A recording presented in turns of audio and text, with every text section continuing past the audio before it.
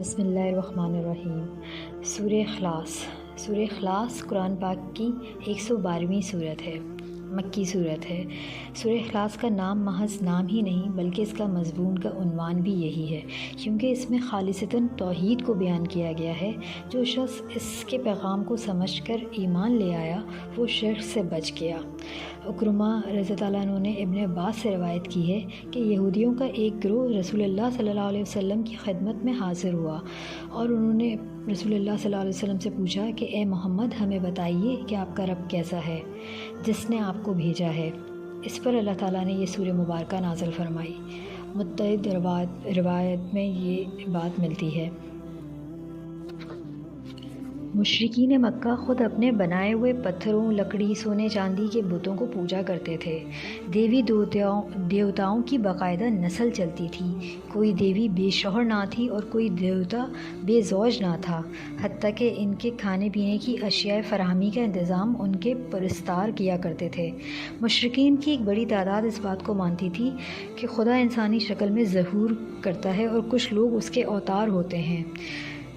عیسائی اگرچہ ایک خدا کو مانتے تھے مگر ان کا خدا ایک بیٹا بھی رکھتا تھا اور باپ بیٹے کے ساتھ خدائی میں روح القدس کو یعنی جبریل امین علیہ السلام کو بھی کچھ حصے دار ٹھہراتے تھے۔ یہودی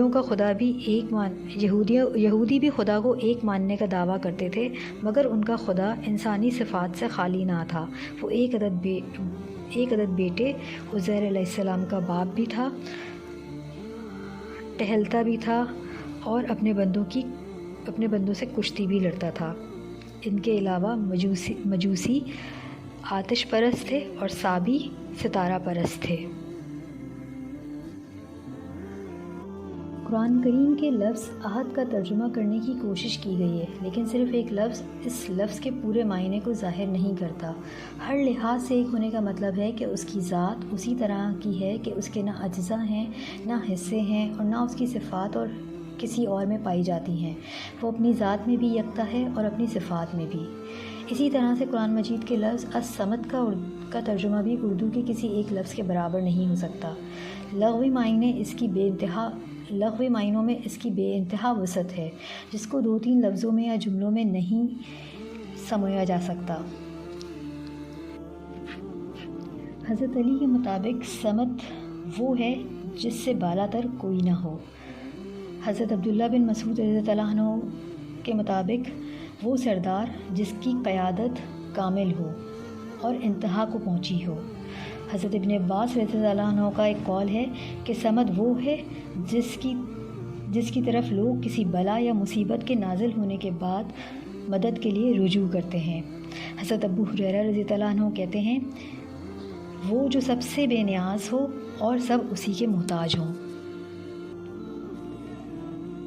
یہ ان لوگوں کی ترتیب ہے جو فرشتوں کو اللہ کی بیٹیاں کہتے ہیں، یا سیدنا عیسیٰ ابن مریم علیہ السلام یا سیدنا عزیر علیہ السلام کو اللہ کا بیٹا قرار دیتے ہیں، یا مشرکوں کا نظریہ انسانوں کی طرح خداؤں کی بھی کوئی جنس ہوتی ہے۔